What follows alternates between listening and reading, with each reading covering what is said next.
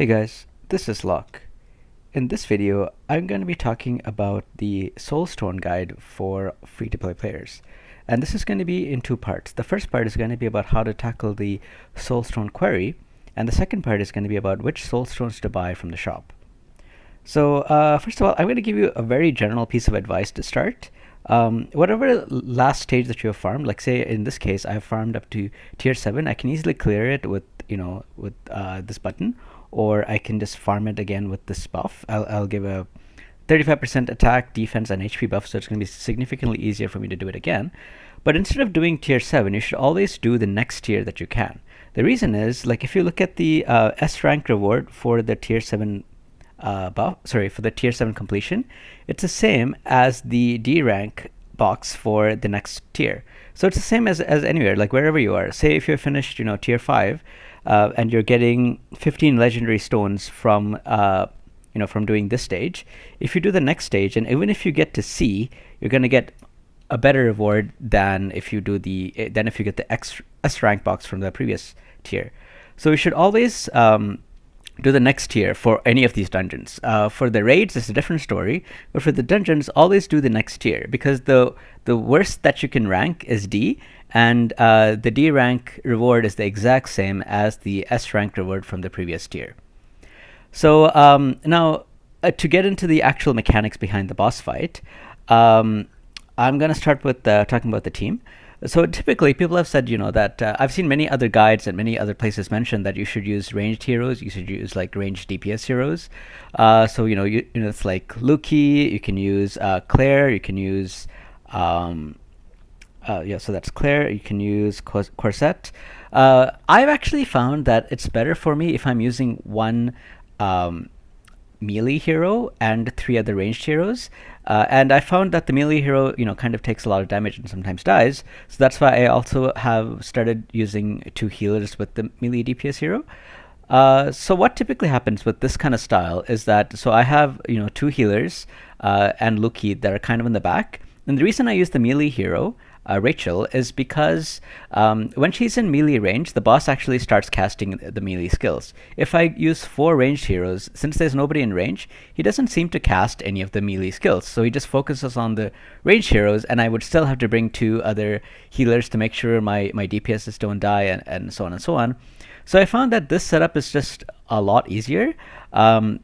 Rachel dies sometimes, but by the time she dies, Karen's skill is already on cooldown, so she just revives right away. And with enough practice, as you're doing it more and more, you can actually predict the skills. So now it's actually totally possible for me to do a run where Rachel doesn't die, because I know when the boss is going to use the skill. I still have to be kind of quick on my reflexes, but because I can avoid the 2 skills that the boss uses, I can basically keep Rachel from dying. Almost. Sometimes I mess up, or I am not paying as much attention as I need to. But even if she dies, it's okay, because I have Karen to revive. So you don't have to use Rachel. I mean, I recommended Rachel as the DPS unit for free-to-play players anyway, so I think it makes sense for you to use Rachel. But you can use other DPS heroes as well. You can even use a tank if you want, but really you want to do as much damage as possible in 3 minutes. That's how you can beat the stage.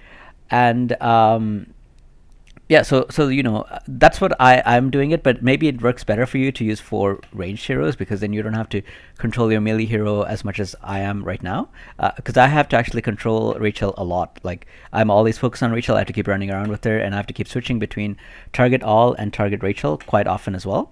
So if that doesn't suit your style, because you want a more relaxed kind of playing style, then I would suggest going with 4 ranged heroes. For my DPS range hero, I'm using Luki, but you can use other heroes. I think Corset might actually even be better, and she'll probably even do more damage. And you don't have to use Karen if your units don't die. You can even use Serena. And using Serena, Luki, and Shay is actually called the engine, because they refresh their skills quite often. And in that case, you would actually be able to get a significant amount of DPS out. So that might be one way we can go about it. I chose to go this way. I find it easier for me somehow. I like the style. I like being able to control Rachel and run around, and it seems to work for me. So I will show you my run. Now I actually don't do anywhere near enough damage to do tier 8, so I'm actually going to show you the tier 7 stage that I'm doing, it's obviously going to be a lot easier for me to do this one because I have the buff of 35 attack, defense, and HP. But hopefully you can see, how I'm doing it. You can see the style, and yeah, you can hopefully get some notes. I will try to talk about it as much as I can as well as I'm playing. So Rachel is at the front. I turn off the all attack, and as soon as he starts casting a skill, I move her back, which should be after this right now. See, so I move her back, and then he's going to attack a normal attack once, and then he's going to use a skill. So I just get ready to move her back already, and that way I avoid damage. And now he's going to use the all, like everyone target skill, so I have to move everybody back, and then I can go back and start attacking. And then again, I have to make sure I can find a spot that nobody gets damaged, and that's basically the cycle. So if I repeat this, nobody dies. And I am pretty comfortable with this, and of course I'm doing significantly more damage because of the buff I talked about, and there I messed up. Because I have to, you have to keep paying attention. So maybe this is not the style for you, because if you're not paying attention, Rachel just got hit, right? And so, oops, now did I mess up? No, okay. So you have to, yeah, like I mentioned, you have to keep paying attention. You have to, you have to control units a lot more if you're playing with one melee unit like I am. So maybe that's not what you want to do. So it really depends on your style, on what you want to do. But yeah, there are two different ways to tackle this. You can use one melee hero like I'm using, or you can use 4 range heroes. Now, the second part of the guide that I talked about, I'm going to talk about the reward and what you should be buying. So let me just go there first. So to get to the Soulstone shop, you basically click on Alice, and then you scroll down to Soulstones, and you can see what you can buy from here. So typically you will be getting legendary, rare, and greater rare Soulstones. So you can basically buy, all 3. And what I would suggest you do, start with the greater runes, like the green runes, right? Not runes, sorry, green Soulstones. Basically, you want to advance to you want to buy the Soulstones of a unit that you're having difficulty with beating right now. What I mean by that is, say you're on hard chapter 1 or normal chapter 1, where you are, right? And for normal 1, you really want a unit that is going to have fire resist, and there's only basically one unit that you can buy. So you would basically buy many Soulstones of Gui as you can until you're able to beat hard 1. Because okay, so say you are in I don't know, suppose you already beat hard 1, you already beat hard 3, both of which needs a fire resist hero. You don't really want to keep buying Soulstones for Gui anymore, because the next time that you might really need him might be in the, like if you're in hard 5 right now, the next time you might need Gui might be in, like, say, very hard 1, right?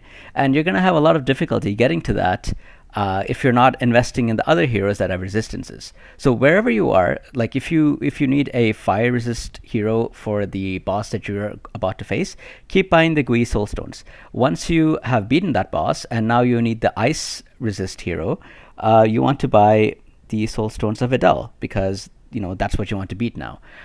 So you should rotate buying these Soulstones for the hero that you need to beat that boss's content. Because if you get stuck, like if you are stuck in chapter 4 and you need a particular resistance hero, and you just ignore that hero and go for something else, it's so much harder as a free-to-play player to brute force these chapters. Like, you need significantly higher stats than just investing in the hero for that resistance. So I very seriously suggest you to invest in the heroes that you need to beat the chapter that you're on. And once you've beaten that chapter, and the next chapter you need a different type of hero, invest in that hero. Basically, you would need all of these anyway. Like you need Adele for ice resistance. You need Claire for removing buffs, which is what was it? It was, I think, the chapter 7 boss you need Adele for to remove the buffs. And then you need Henry for paralyze resist. You need Ian for poison resist. You need Gui for fire resist. So you need basically all of them, right? Um, for the rare heroes, again, I mean, it's like whatever you need to invest in is is what you should be going for. There is one caveat. If you have a pet with with the immune to damage skill, you can actually kind of bypass this, at least for the hard stages. So what I mean by that is I'm going to show you one such pet. So I'm going to go to the pet codex and show you what I mean. So I actually got very lucky with a legendary pet, so that's great for me. But sometimes for these story modes, I actually use this guy because his skill is all allies are immune to damage for 2 seconds. And so, these bosses have that like ultimate skill that lands the whole map and does like a ton of damage and basically one shots everyone. And to suppress them, you need specific heroes like the Blue Rudy or Blue Shane or something. So I've actually been able to avoid using these heroes by instead using this skill. So at least until the hard stage, the boss only uses that skill once, I find. So if I'm able to use this pet skill right before the boss's attack goes off, all my allies are immune to damage for 2 seconds, and so the boss does 0 damage with his ultimate skill, and so I can just continue using it. So this is how I've been able to avoid really investing heavily in Shane or Rudy. Like I didn't have to do that for beating these bosses because I've been able to avoid getting one shot by the skill.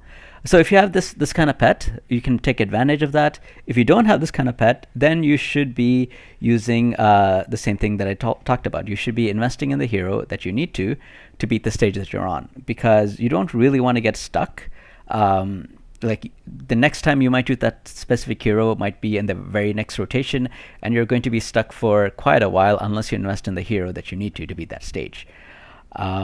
So that is the soul stones for the greater heroes and the rare heroes. And the legendary, I mean, I've done a lot of content with Rachel, so and she is the one that I recommended. I mean, Karen is also very good, but Rachel is like the backbone of my team almost, and I've invested like heavily in her. I've made sure to always buy 2 soul stones a day from her. And so, I mean, I would recommend you do as well, unless you have another hero that you want to focus on more than Rachel. But yeah, Soulstones is really the dungeon that you want to be focusing on. I think it's the easiest of all 5 dungeons you can do anyway, and you want to do it as much as you can because this is the easiest way to farm Soulstones.